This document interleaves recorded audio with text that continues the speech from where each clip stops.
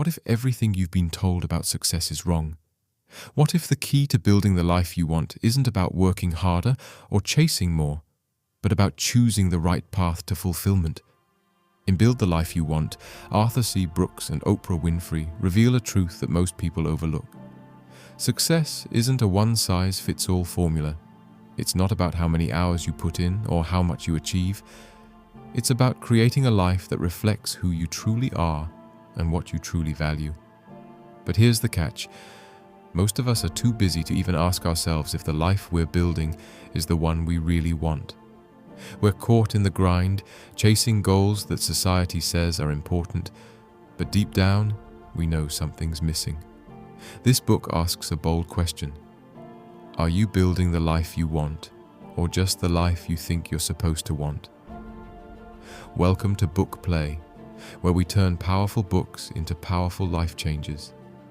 Today we're diving into a groundbreaking approach to living with focus, purpose, and clarity. If you're ready to stop simply surviving and start living a life that truly matters, this book is your blueprint. The time to make real change is now. Meet Richard. He's 35, a mid-level manager in a demanding job, and like many people, he feels like he's living in perpetual motion, constantly busy, always hustling, and yet never really getting ahead. His days are a blur of meetings, emails, and deadlines, leaving him with little time for anything else.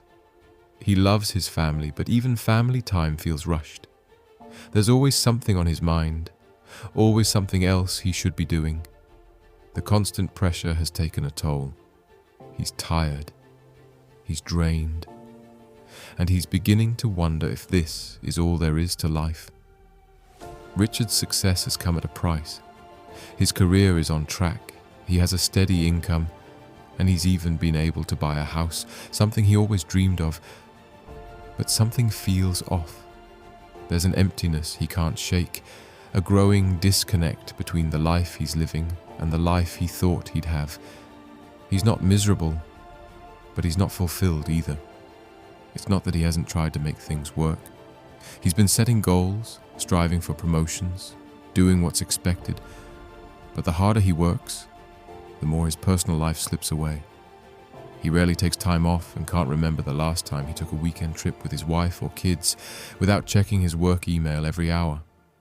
Despite all the progress, he's struggling to find joy in the accomplishments that used to matter to him. Every day, Richard wakes up feeling like he's in a race he didn't sign up for, and no matter how fast he runs, the finish line keeps moving. He's exhausted, not just physically, but mentally. The constant sense of urgency, the pressure to keep achieving, has left him burned out. It's as though he's lost touch with what he truly values, and that sense of purpose he once had is now buried under a pile of to-do lists and obligations. Then one night, after yet another draining workday, Richard sits down on the couch and scrolls through his phone, hoping for some escape. His thumb stops at an article featuring Build the Life You Want by Arthur C. Brooks and Oprah Winfrey. The title catches his eye, and for the first time in months, he feels a flicker of curiosity. He's heard about the book before, but he had dismissed it as just another self-help title. This time, though, something about it feels different. Maybe it's the growing sense that his life has been drifting without direction. Or maybe it's the quiet feeling that there's more to life than this never-ending grind. Richard's skepticism is there. He's heard all the work smarter, not harder advice before. But deep down, he's starting to question if there's more to it. Could the life he's been working so hard to build actually be the wrong one? And if so, how does he change direction? He decides to give the book a try. He doesn't expect miracles, but as he reads the first few pages, a spark of hope flickers. Maybe this isn't just about achieving more. Maybe it's about rethinking what success really looks like. He feels a sense of urgency to keep reading, but at the same time, he knows this is a journey that will take time. For Richard, this moment feels like a turning point, the beginning of something new. A quiet optimism begins to take root. Perhaps this is the first step toward a life that feels more aligned with who he truly is. A life that isn't just about doing, but about being. Build the Life You Want by Arthur C. Brooks and Oprah Winfrey is more than just another self-help book. It's a transformative guide designed to help you reshape the way you live, work, and think. In this powerful work, Brooks and Winfrey ask a simple yet profound question. What if the life you've been striving for isn't the life you truly want? This book isn't about doing more, achieving more, or becoming someone else. It's about learning to live in alignment with who you really are, understanding your core values, prioritizing what matters most, and creating a life filled with purpose, joy, and fulfillment.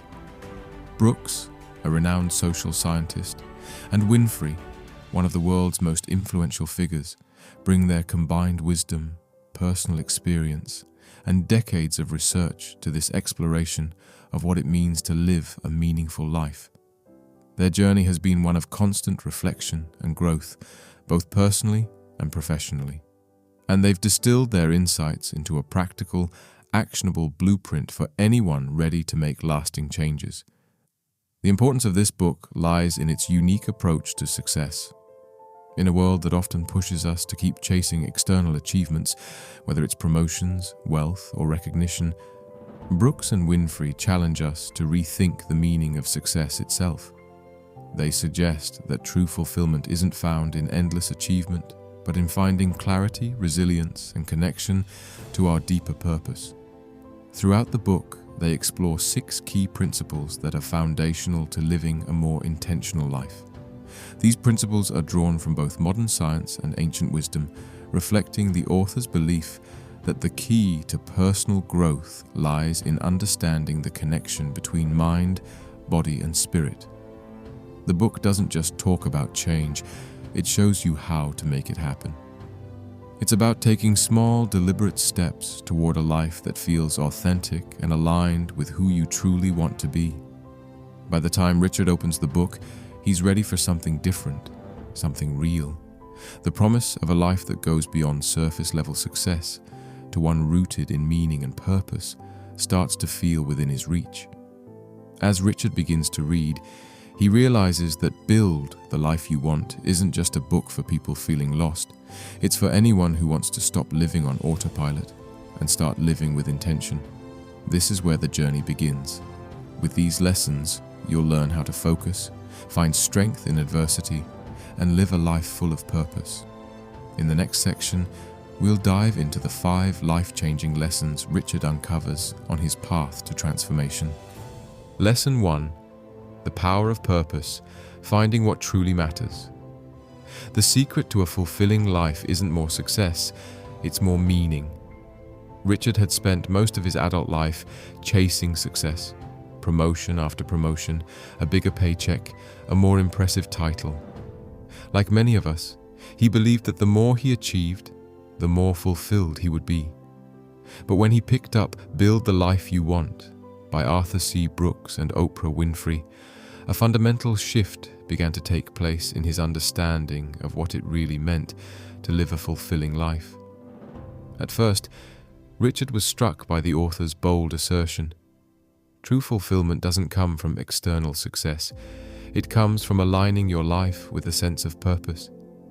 This wasn't just a new idea to him, it was a revelation. His entire life had been built around external markers of success, promotions, money, and the approval of his peers.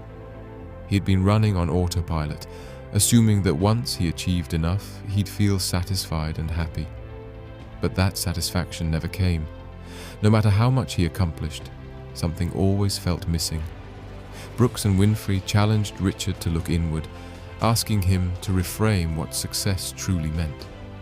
They introduced the idea of values-based living, the understanding that real happiness comes when we align our daily actions with our core values. At that moment, Richard felt an intense sense of clarity. For years, he had neglected the things that really mattered to him. His relationships with his family, his need for personal growth, and his desire to make an impact at work beyond just climbing the corporate ladder. As Richard read further, he understood that he'd been trapped in what the authors call the achievement loop. It's easy to get caught up in this cycle of doing more, achieving more, and accumulating external rewards. But the authors explain that this approach leads to burnout and dissatisfaction because it's not grounded in anything meaningful. Richard realized that he had been chasing the wrong kind of success, the kind that leaves you feeling empty and disconnected. To break free from this loop, Richard had to identify his true values. The next time he sat down in quiet reflection, he asked himself a critical question. What matters to me? The answer wasn't hard to find. Richard knew that he valued his family above all else. He wanted to be a better husband to Laura, a better father to his children, and a better friend to those who had been there for him. He realized that he also wanted to feel a sense of purpose in his work, not just climbing the ranks, but actually contributing to something meaningful in his field. This realization was liberating for Richard. It wasn't just about making more money or hitting the next career milestone. It was about focusing on what truly brought him joy and fulfillment. With this new perspective, he could now approach life with intention, rather than constantly being swept away by external pressures and expectations. Brooks and Winfrey stressed that finding purpose is not a one-time event. It's an ongoing process. Purpose is not something you achieve. It's something you continually cultivate. Richard took this advice to heart, and he started making conscious decisions that aligned with his new purpose. He made time for family dinners, started setting boundaries at work, and found ways to bring more of his values into his professional life. What Richard came to understand was that living a life of purpose doesn't require monumental changes overnight. It starts with small, deliberate actions that build over time. By prioritizing what mattered most to him, he began to feel a sense of fulfillment that had eluded him for years. Purpose, he learned, is not an endpoint. It's the lens through which you choose to live each day. Take a moment to reflect on your core values. What truly matters to you? Whether it's family, creativity, growth, or contribution, identifying your values will give you clarity on what you want to prioritize in your life. Write them down and think about how you can align your actions with these values every day. True fulfillment isn't found in achieving more, it's found in living in alignment with your values. By identifying what truly matters to you and taking steps to incorporate it into your life, you can create a life of meaning, not just success. With this newfound understanding of purpose, Richard felt ready to face life's challenges in a way that was more aligned with who he truly was. But as he soon learned, purpose alone doesn't protect you from setbacks. In the next lesson, Richard discovers the power of resilience and how to bounce back from adversity. Lesson number 2: resilience in the face of setbacks. Life will never be without its challenges, but it's how we respond that makes all the difference. Richard's career had always been about upward momentum. He was always striving for the next promotion, the next challenge. For years, he'd been successful, racking up accolades, hitting his goals and ticking off boxes. But when he didn't get the promotion he had worked so hard for, it felt like everything came crashing down. The feelings of anger and disappointment flooded in, and for a brief moment, Richard wondered if all his hard work had been for nothing. It wasn't just the setback itself that shook him, but his reaction to it. He was used to winning, and now he had to face the uncomfortable reality of failure. Richard couldn't understand how something that seemed so deserved could slip through his fingers. In the past, this kind of failure would have thrown him into a tailspin, making him question his self-worth and capabilities. But as Richard dove deeper into Build the Life You Want, Brooks and Winfrey's words resonated with him. Resilience isn't about avoiding failure. It's about how you respond when things go wrong. This was a game-changing perspective for Richard. He began to realize that his self-worth wasn't tied to his achievements. Failures, setbacks, and disappointments weren't reflections of who he was. They were simply part of the human experience. Brooks and Winfrey explained that everyone faces challenges, but what sets resilient people apart is their ability to embrace those challenges, learn from them, and move forward with greater wisdom. Richard realized that resilience isn't about avoiding pain or disappointment. It's about how you recover and grow in the face of adversity. In a way, this new mindset allowed him to see failure not as a roadblock, but as a stepping stone. For Richard, the real breakthrough came when he allowed himself to feel the disappointment without letting it define him. He took time to process his emotions. He didn't suppress his anger or frustration, but he also didn't let them control his actions. Instead, he focused on what he could learn from the experience. Richard asked himself, "What was this setback teaching me?" By allowing himself to reflect, Richard was able to identify the areas where he could improve. He realized that while he had been doing great work, he hadn't been as visible or as vocal about his accomplishments. He had taken his own contributions for granted and assumed others would notice his value. This realization wasn't easy to swallow, but it was a turning point. It wasn't about blaming himself. It was about understanding how to approach challenges differently in the future. This newfound perspective was liberating for Richard. He wasn't going to let this setback determine his future. Instead, he decided to focus on what he could control, his mindset and his actions. He began setting new goals, not defined by the need for external validation, but by the desire to grow and learn from his experiences. He reached out to mentors and colleagues, asking for feedback on how he could improve, and he committed to becoming more visible and vocal about his contributions moving forward. When you face a setback, instead of seeing it as a personal failure, ask yourself, what can I learn from this? Look for the lesson in every challenge and use it as fuel for personal growth. Embrace the discomfort of failure as part of your learning process. Resilience is not about avoiding setbacks. It's about how you respond to them. When you face challenges, take the opportunity to reflect, learn, and grow. By building resilience, you'll be able to navigate adversity with greater strength and wisdom. As Richard grew stronger in his ability to handle setbacks, he soon discovered another critical element to living a meaningful life: connection. In the next lesson, Richard learns how nurturing relationships is just as important to his well-being as achieving personal success. Lesson number 3: the importance of connection. Success without strong relationships is hollow. True happiness comes from the bonds we build with others.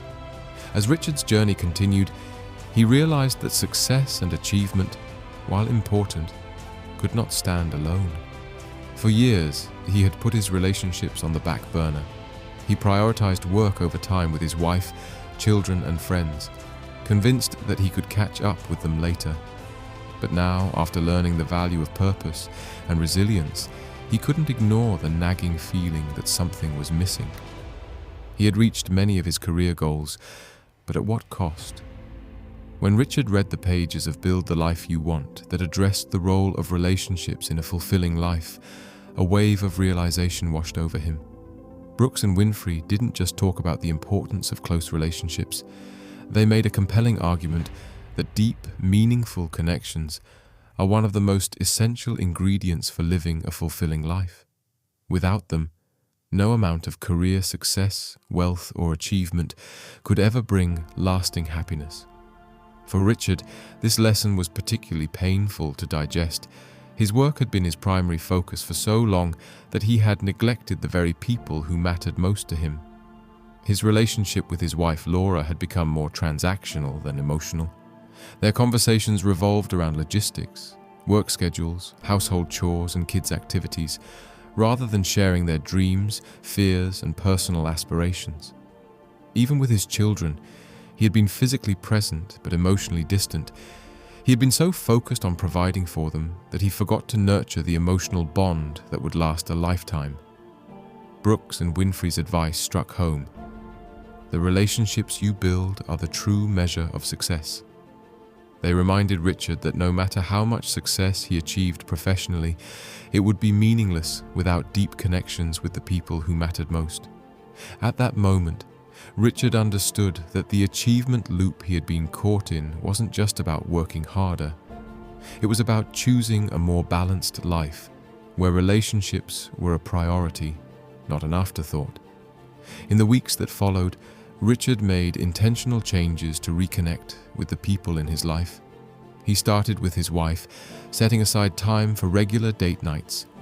They talked about things beyond the daily grind, their dreams, their hopes for the future, and even their past experiences that had shaped them as individuals. For the first time in months, Richard felt the deep emotional connection he had been missing. He also made an effort to reconnect with his children. Instead of coming home exhausted and distracted, Richard decided to be fully present during their time together. He put away his phone, turned off his emails, and gave them his undivided attention. Whether it was playing board games, helping with homework, or just talking about their day, these small moments became a source of deep fulfillment for Richard. Brooks and Winfrey emphasized that relationships require time, effort, and vulnerability.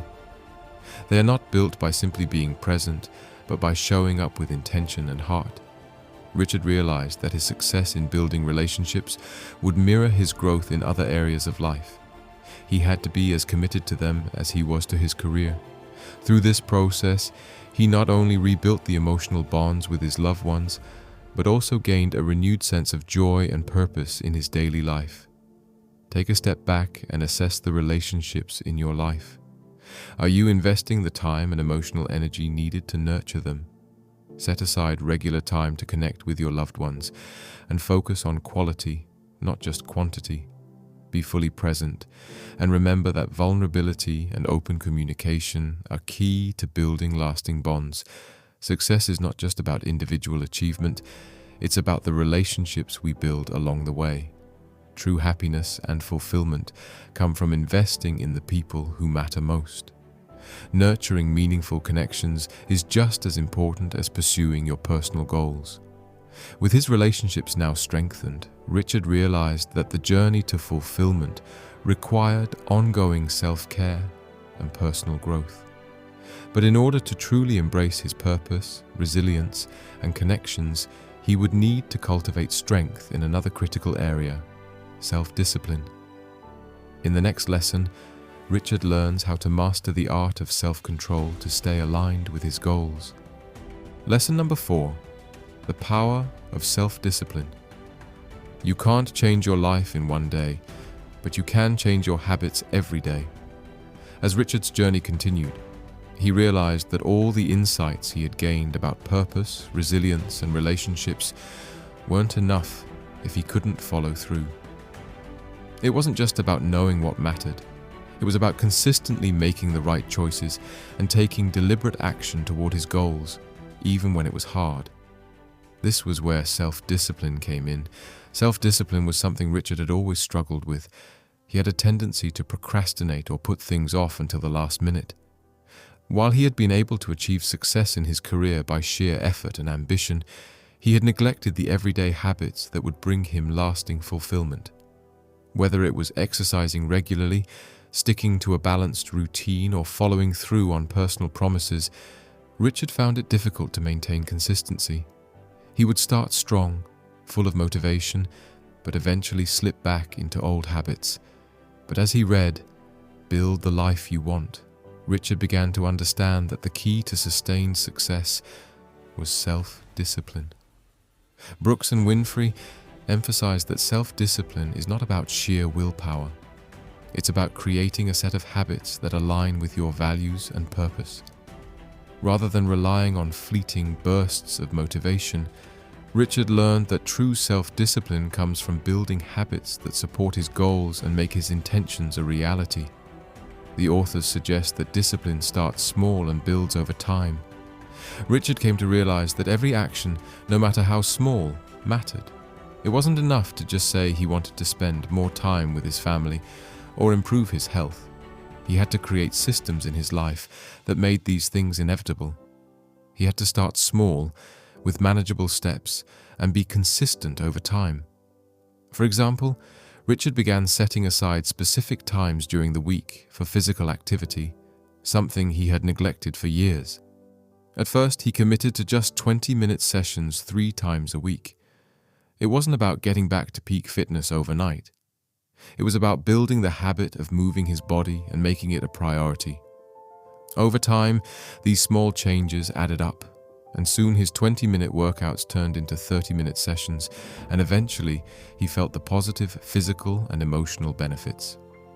Another area where Richard applied self-discipline was in his work routine.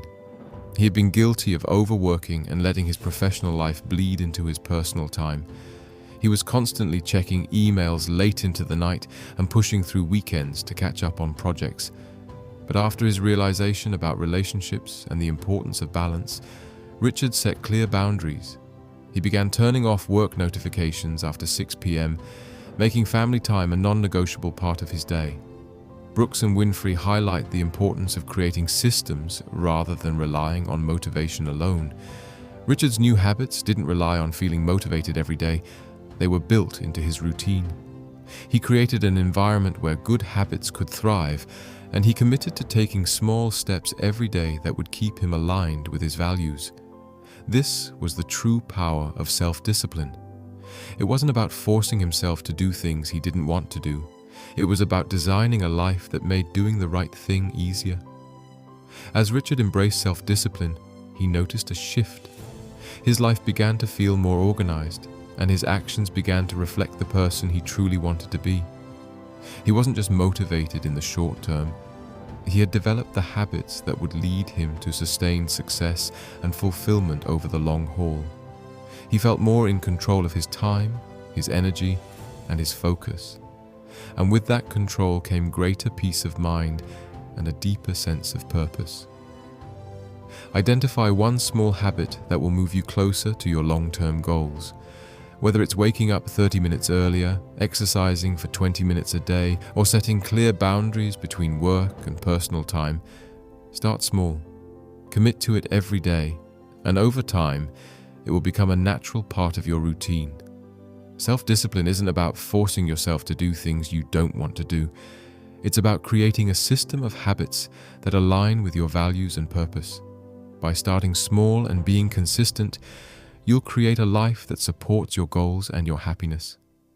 With self-discipline in place, Richard was now building a life that reflected his deepest values. But true fulfillment isn't just about personal development. It's also about having a broader sense of contribution. In the next lesson, Richard discovers the power of service and how giving back enriches his life. Lesson number 5, the power of contribution. The greatest joy in life comes not from what we get, but from what we give. By the time Richard reached the final stages of his journey, he had made significant progress. He had discovered his purpose, learned to bounce back from setbacks, rebuilt his relationships, and developed self-discipline to stay true to his values.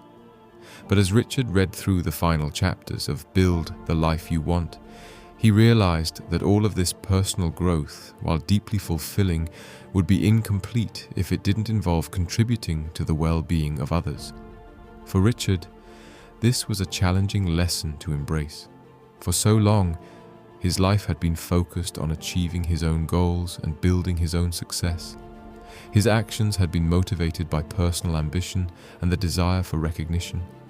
But in the final chapters of the book, Brooks and Winfrey offered a profound shift in perspective. True fulfillment comes not from what you achieve for yourself, but from what you give to others. At first, Richard was skeptical. He had already invested so much of his life in his career, his family, and his own personal growth. Could giving more of himself, his time, his energy, his resources, really bring him more joy? But as he thought about it more deeply, Richard began to see that contribution didn't have to be a grand, life-altering act.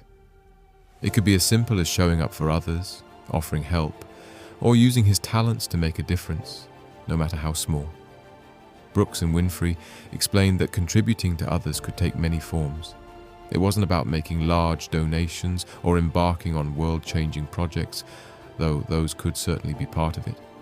Contribution could mean mentoring a colleague, volunteering for a cause, or even listening with empathy to a friend who needed support. The point wasn't necessarily the scale of the contribution. It was the mindset of service and generosity. When we give, we experience a profound shift. We move from a mindset of scarcity, I don't have enough to give, to one of abundance, I have enough to share. Richard started small. He began mentoring younger colleagues at work, sharing the lessons he had learned about resilience and purpose. He offered to help at his kids' school, volunteering his time for extracurricular activities. And at home, he made a conscious effort to be more present in his relationships, not just in terms of quality time, but by offering help and emotional support in ways that he had previously overlooked.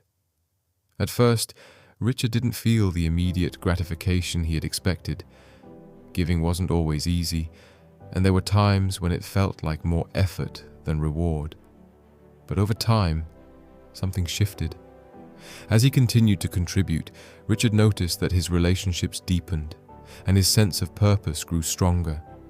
Helping others gave him a new sense of connection to the world around him, and he realized that his life felt richer when it was about more than just him. Brooks and Winfrey share that giving back has a unique way of enriching our own lives. It connects us to something larger than ourselves, reinforcing the idea that we are part of a greater whole. As Richard began contributing in meaningful ways, he felt a sense of fulfillment that no career milestone or personal achievement had ever provided. It was the joy of giving, of knowing that his actions were making a positive impact, even if in small ways. Think about the ways you can contribute to the lives of others. It doesn't have to be a large gesture. Maybe it's mentoring a colleague, volunteering an hour of your time, or simply offering support to a friend in need. Start small and find joy in the act of giving. True fulfillment doesn't come from what you achieve. It comes from what you give. By contributing to others, whether through time, resources, or simply emotional support, you enrich not only their lives but your own. Giving brings a deeper sense of purpose and connection that transcends personal success. As Richard reflects on his journey, he realizes that the person he is today is the result of the choices he made step by step along the way. He hasn't just achieved professional success, he's created a life filled with purpose, balance, and connection. He's no longer caught in the cycle of chasing external markers of success or finding fulfillment in things that don't align with his true values. He's learned that fulfillment isn't just about what he does, it's about who he becomes in the process. It's about the people he loves, the relationships he nurtures, and the difference he makes, no matter how small, in the lives of others. When Richard started this journey, he was lost, disconnected, frustrated, and burned out. His life felt out of balance, as though he was endlessly striving for more without ever truly feeling satisfied. But by embracing the wisdom in Build the Life You Want, he discovered that success isn't just a destination. It's a way of being. A life well lived is one that's rooted in purpose, fueled by resilience, balanced by meaningful relationships, and driven by the discipline to take consistent action. Richard's story is a powerful reminder that transformation doesn't happen all at once. It's a gradual process. It's about making small, intentional changes every day. The journey toward living a life of purpose and fulfillment may not always be easy, but it is always worth it. Each step Richard took was a choice to build a life aligned with his true self, and the results speak for themselves. Deeper connections with his loved ones, a greater sense of peace, and a life that reflects his highest values. The beauty of Richard's transformation lies in the fact that it's possible for anyone. You don't need a grand plan or a perfect roadmap to begin. You just need to start, right where you are. The journey may not be easy, but it's yours to take. And just like Richard, you can build a life that's not only successful, but deeply meaningful. Remember, you don't have to be perfect, you just have to be willing to grow. Take one small step today, whether it's setting a new intention, reconnecting with someone you care about, or creating a habit that aligns with your goals. It's the small, consistent actions that lead to big changes over time. As Richard learned, living with purpose isn't about achieving everything all at once. It's about aligning your daily actions with your values, making the most of every opportunity to grow, and trusting that each step you take brings you closer to the life you want. You have the power to transform your life. The time to begin is now. If Richard's journey resonated with you, take a moment to think about your own path. What small step can you take today to start building the life you truly want? Whether it's setting a new intention, strengthening a relationship, or creating a new habit, remember, transformation starts with a single action. If you found value in this summary, subscribe to Bookplay for more insights and inspiration from the world's most impactful books. Join us and let's continue this journey of growth together. The time to start is now.